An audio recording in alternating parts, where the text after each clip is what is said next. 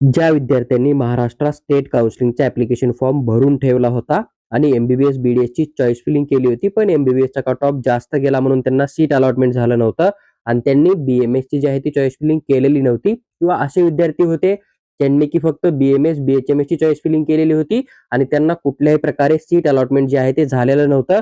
तर त्या विद्यार्थ्यांसाठी एक महत्त्वाची अपडेट आहे, किंवा ज्या विद्यार्थ्यांनी काउन्सिलिंगचा फॉर्म भरून ठेवला होता पण कुठल्याही कोर्सला ऍडमिशन केलेलं नव्हतं महाराष्ट्र स्टेट काउन्सिलिंग मधून, आणि आता त्यांचा जो आहे तो स्कोर कमी येत आहे टेस्टमध्ये आणि त्यांना आता ऍडमिशन करायची इच्छा आहे बीएमएस साठी बीएचएमएस साठी. तर त्या विद्यार्थ्यांसाठी एक महत्त्वाची अपडेट आहे. सीईटी सेलनं नोटीस नंबर 41 जी आहे ती त्यांच्या ऑफिशियल वेबसाईटवर अपडेट केलेली आहे. जो काय आपला ऑनलाईन स्टे वॅकन्सी राऊंड 5 आहे ना, त्याच्याबद्दल ही नोटीस आहे. बीएमएस बीएचएमएस आणि युनानी कोर्ससाठी जर आपण या नोटीसला नीट रीड केलं, त्यांनी मेन्शन केलं की आपल्याला एक सीट मॅट्रिक्स दिली जाणार आहे, जी की 16/1/2026 ला, आणि ही सीट मॅट्रिक्स त्यांनी त्यांच्या ऑफिशियल वेबसाईटवर अपडेट केलेली आहे. जर तुम्ही सीट मॅट्रिक्सला थोडं व्यवस्थित चेक केलं तर तुम्हाला गव्हर्नमेंट बीएमएस कॉलेजचे टोटल 3 जागा बघायला मिळत आहे, आणि याच प्रकारे 125 जागा ज्या आहेत ते तुम्हाला सेमी गव्हर्नमेंट बीएमएस कॉलेजच्या स्टेट कोट्यामधून बघायला मिळते, जिथून की तुम्हाला कॅटेगरीचा 100% बेनिफिट दिला जातो. जर तुम्ही एससी एसटी कॅटेगरीमध्ये असाल तर तुम्हाला फक्त 1,500 मध्ये जे आहे ते पूर्ण डिग्रीसाठी ऍडमिशन दिलं जातं. जर तुम्ही अदर कॅटेगरीमध्ये येत आहे तर तुमच्या कॅटेगरीनुसार जे आहे ते तुम्हाला या ठिकाणी फीसचं बेनिफिट दिलं जातं, आणि 50 जागा ज्या आहेत त्या तुम्हाला या ठिकाणी बीएमएसच्या बघायला भेटतील, ज्या की फक्त आणि फक्त आयक्यू कोटा मॅनेजमेंट कोट्यासाठी तुम्हाला दिसून येत आहेत. त्याचबरोबर गव्हर्नमेंट बीएचएमएस कॉलेजच्या पण तुम्हाला 3 जागा बघायला भेटतात, आणि अशाच करून तुम्हाला जवळपास मला वाटतं काही जागा ज्या आहेत त्या बीएचएमएस प्रायव्हेट कॉलेजच्या पण आहेत. युनानी कोर्सच्या पण ज्या आहेत ते जवळपास 11 जागा ज्या आहेत ते तुम्हाला सेमी गव्हर्नमेंट प्रायव्हेट कॉलेजच्या बघायला भेटतील, आणि 4 जागा ज्या आहेत त्या बीओएमएसच्या युनानीच्या मॅनेजमेंट कोट्याच्या तुम्हाला बघायला मिळत आहेत. ते सीट मॅट्रिक्स आहे, तुम्ही ऑफिशियल वेबसाईटवर चेक करू शकतात, किंवा आम्ही आमच्या टेलिग्राम ग्रुपमध्ये शेअर करू.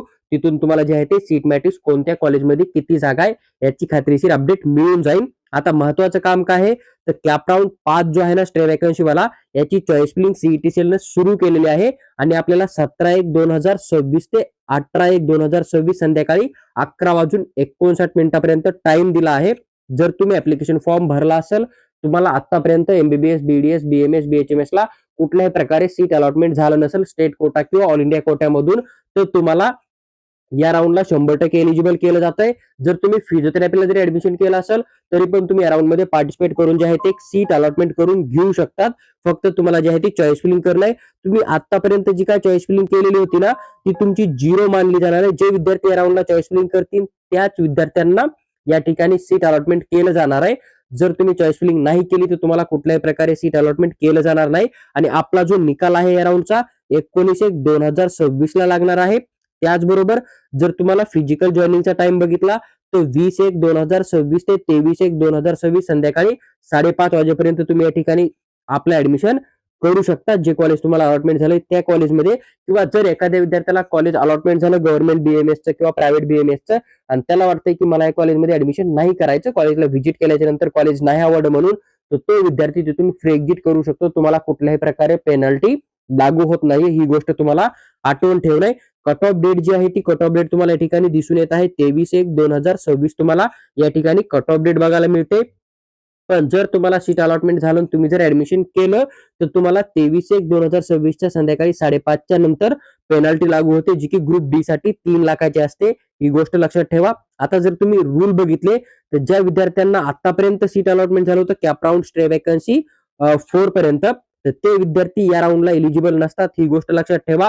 बाकी जर तुम्हाला एमसीसीच्या किंवा AA-CCCच्या एखाद्या राऊंड मध्ये जर सीट अलॉटमेंट झालेला असेल आणि तुम्ही जर ते सीट अलॉटमेंट घेतलेलं असेल किंवा तुम्ही जर कॉलेज जॉईन केलेलं नसेल तरी पण तुम्हाला या राऊंडला एलिजिबल ठेवलं जात नाहीये. जर तुम्हाला सीट अलॉटमेंट झालं कॅप राऊंड जो स्टे वॅकन्सी होणार आहे आपला 5 वाला, तर तुम्हाला ते जॉईन करणं मॅन्डेटरी असणार आहे.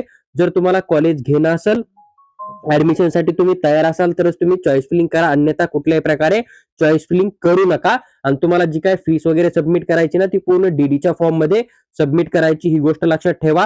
तर ही एक महत्वाची अपडेट होती जी की मी तुमच्याबरोबर शेअर केलेली आहे.